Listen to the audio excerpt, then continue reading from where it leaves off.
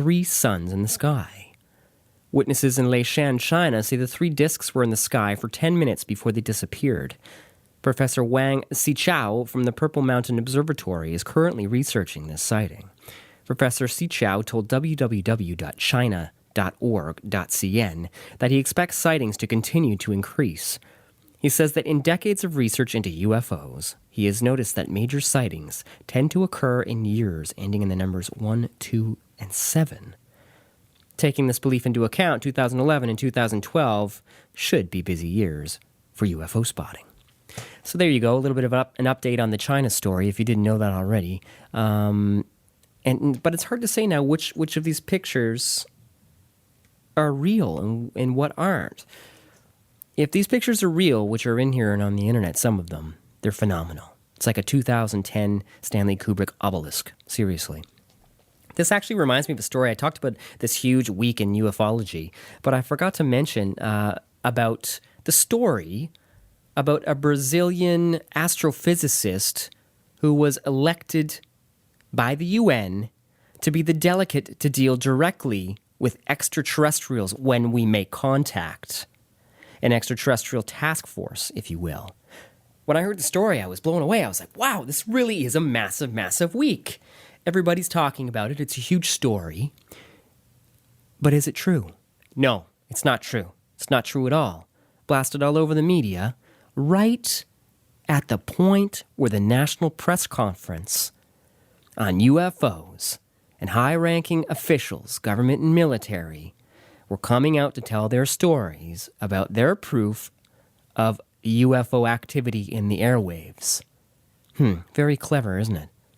Do you think it was happenstance? Maybe. Probably. I don't know. Coincidence? Maybe. Who knows? We don't know. But the story seemed properly placed because when proper researchers went to contact the Brazilian astrophysicist, she had no idea what the heck anyone was talking about. No, she said, I wasn't elected by any UN group. That's ridiculous. Very interesting, hey? Because the only people that covered the National Press Conference, originally started by Stephen Greer, was CNN, but it was CNN online, streaming online. So, I don't know. Carefully masterminded plan there to throw off the media from covering the National Press Conference? I'm not sure. But I can't remember which media outlet this guy was from, but one of the reporters said that the only reason he went to the National Press Conference on UFOs with these amazing witnesses, these incredible witnesses with who can completely validate their story with not only their track record in terms of work and contributions to their country, they're patriots, okay? The only reason that this guy went to the National Press Conference is because he heard that the National Press Conference had good, delicious cookies. Cookies! Unbelievable. Something's going on, everybody. What the heck is going on? Why is the world so slow, okay? There's proof out there that this stuff has been going on for millennia. Who knows? The planet Earth could be the petri dish. We could belong to these people. We could be a product of whoever this is that keeps visiting from time immemorial. I don't know, but a huge week for ufology nonetheless. Big shout-outs to James Fox and Leslie Kean. Stephen Bassett, if you're in that camp, you think that disclosure will take place on a massive media level. Shout-outs to all you guys for putting in the good fight. Stanton Friedman, thanks for being on the show. Keep fighting the good fight.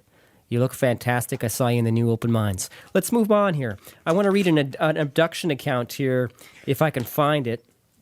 Oh, yes, here we go. Close Encounter in Nebraska. A reader is visited in the middle of the night. This comes from July 11th, 2010.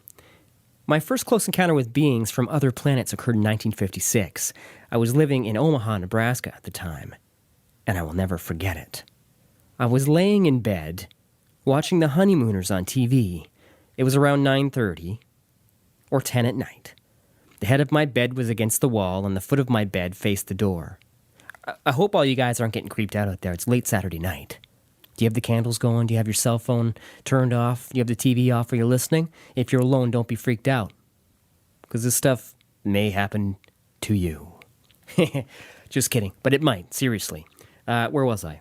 The head of my bed was against the wall, and the foot of my bed faced the door. As I lay there watching the TV, I felt a strong sensation within me, and chills went all over my body and made the hair on my arms stand up. Straight up. I knew that someone was standing in the doorway watching me, but I was too afraid to turn around and look. My entire body froze.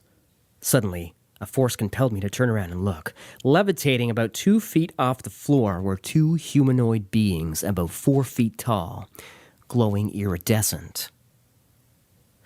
A green halo of light surrounding their bodies.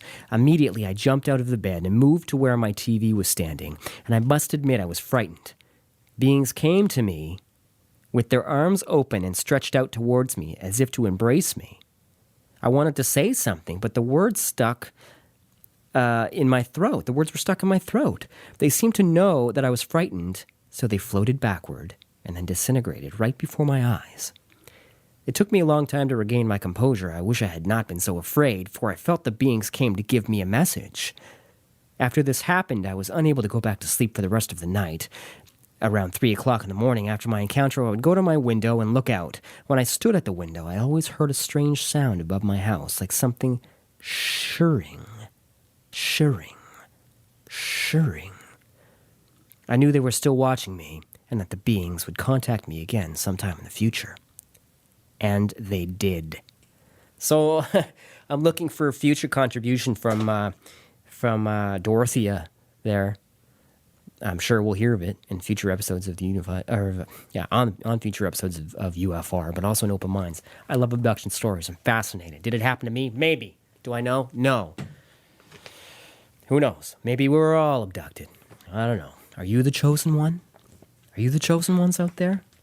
Or could it even be considered chosen? Moving right along right now, the 2000 crop circle season is underway in the rapeseed crops and the crops in England and all over the world. And as you know, every year there's a new theme. This year, folks, it's Christian iconography. Hold on a second. I got to get the other Open Minds magazine here. Yeah, there it is. Okay, because there's a cool story in here I want to make a segue link to. I think it's Betty Andrews and Luca. Oh, there it is. And I mentioned it before. Yeah, okay. So the new 2010 crop circle formation is underway here. Okay. According to the Crop Circle Connector website, there have been over 100 crop circles worldwide so far in 2010. The spectacular array in terms of mathematical or geometrical representations is impressive. The crop circle season started in May in Italy and then moved into the fields of Great Britain, where they most commonly have appeared for the last 3 decades.